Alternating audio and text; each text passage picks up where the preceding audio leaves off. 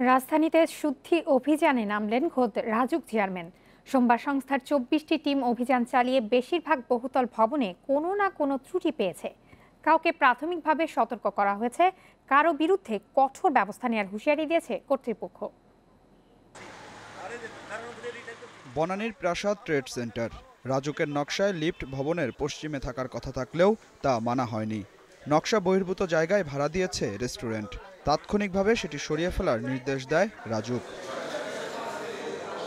১৬ তলা এই ভবনে অগ্নি নির্বাপন ব্যবস্থা অপর্যাপ্ত, জরুরি বহির্গমন সিঁড়িটিও সরু।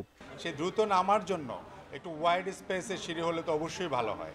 এখানে আমাদের যে সিঁড়িটা আমরা আপাত দৃষ্টিতে দেখলাম, সেই সিঁড়িটায় দৌড়াদৌড়ি করে নামতে গেলে এটা আসলেই কতটুকু কাজে দিবে, এটা আমার নিজের কাছেও একটু সন্দেহ মনে হয়েছে।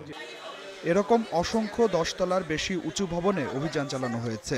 বেশিরভাগ ভবনে কোনো না কোনো সমস্যা পাওয়া গেছে। প্ল্যান অনুযায়ী আমরা এটা করেছি। এটা ২০০৬ সালের প্ল্যান। ওই সময় ওই মেজারমেন্টটা ছিল আমাদের যে আর্কিটেক্ট তারা বলছে। আর আরেকটা বড় সিঁড়ি আছে, ওই দিক দিয়ে তো আমরা যে কোনো সময় এমার্জেন্সি নামতে পারি। যেহেতু এটা গভর্নমেন্টের অনুমোদন আছে, আমরা সবাই চাচ্ছি আমরা যৌক্তিকভাবে কাজ করব। যদি আদৌ কোনো ব্যর্থ ঘটে থাকে, ডেফিনেটলি আমরা দেখব। কার সাথে যদি হয়, আমরা সবার সাথে একমতে আমরা এটা অপসারণ ব্যবস্থা করব। কার পার্কিং, সিভিল এভিয়েশনের অনুমতি সহ ভবনে ১৪ ধরনের পরীক্ষা করছে রাজুক। ১৫ দিনের মধ্যে ঢাকার সব বহুতল ভবনের অনিয়ম খুঁজে বের করবে তারা। এই বিল্ডিংগুলোর মধ্যে কতগুলো বিল্ডিংয়ের আমরা অনুমোদন সঠিক পাইছি, কতগুলো বিল্ডিং ব্যত্যয় পাইছি, এটা আপনাদেরকে আমরা ডিটেইলস জানাবো।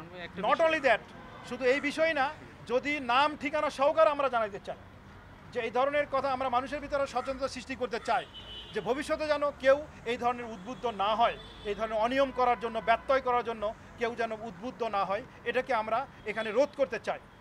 প্রথম দফায় বহুতল ভবন এবং দ্বিতীয় দফায় সব ধরনের ভবন পরীক্ষা করবে রাজুক। অনিয়ম পাওয়া গেলে প্রথমে মালিককে নোটিশ দেওয়া হবে, তারপরও ব্যবস্থা না নিলে উচ্ছেদ করার ঘোষণা দেওয়া হয়েছে।